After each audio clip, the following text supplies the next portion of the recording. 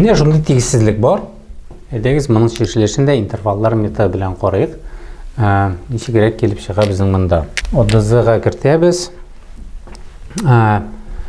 Біздің вақлаушысы 0-ге тигіз булмаған x-ларныгына. Шуңа күрә x біздің 2-ге тигіз түгел, һәм x 3-ге тигіз түгел, һәм x 6-га тигіз түгел. Башка саннар кулланырга мөмкин. 2, 3 һәм 6 куйсак x урынына безнең ваклаучы 0-га әйләнә. Аннан соң табабыз бу сул яктагы функцияның нулләрен. Монда килеп чыга тапкырлаучыларга таркалган. Шуңа күрә һәрбер тапкырлаучыны 0-га тигезлибез дә x-ларын табабыз.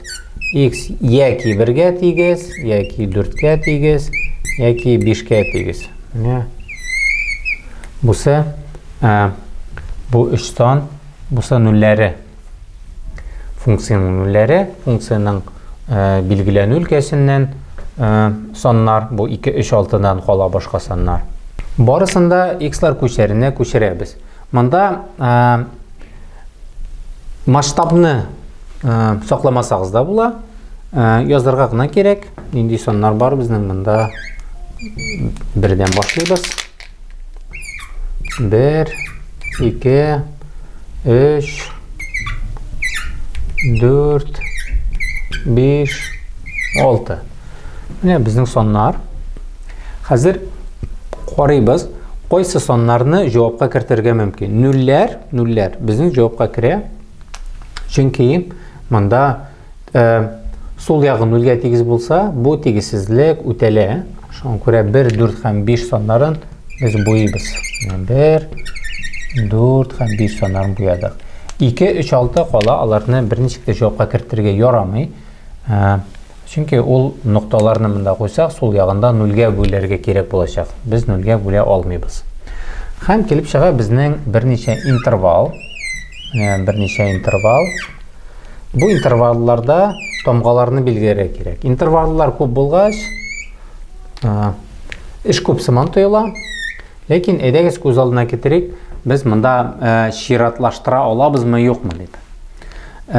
Безнең бар кайсы бер тапкырлаучыларның дәрәҗәләре, кайсы берсенең җеп, кайсы берсенең так. Табабыз җеп булган. Менә x-1-нең 4-нче дәрәҗәсе. Җеп сан булса, монда илмәк ясыйбыз. Монда x-5-нең 4. Ул дагын анда тагын бер илмәк бар.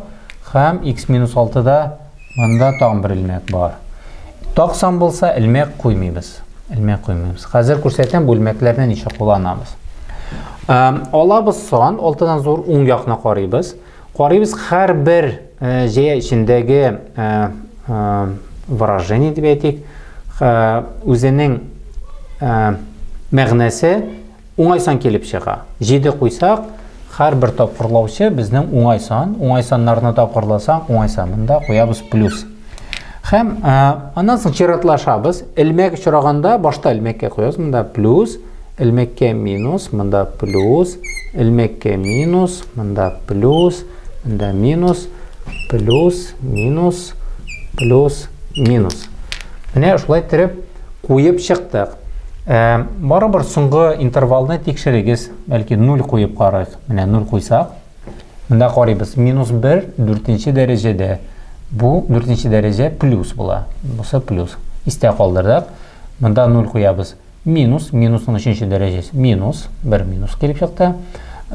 Монда куябыз. -5-нең 4-нче дәрәҗәсе плюс. Монда өстәле бер генә минус. Астына карыйбыз. Бусы минус, 2 минус. x-3 5-нче дәрәҗә минус 90. Бусы дагын минус, 3 минус килеп чыкты. Бусы -6-ның 6-нчы дәрәҗәсе плюс. Шуңа күрә монда 3 минус булгач, тапкырчыгыш минус. Монда минуска туры килә. Шулай итеп тикшереп карасагыз, үзегезгә уңайлырак булыр.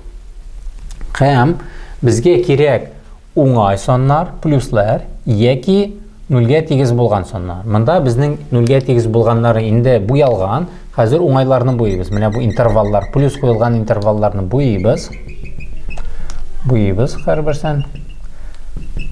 һәм буялган бөтен саннарны җавапка язабыз.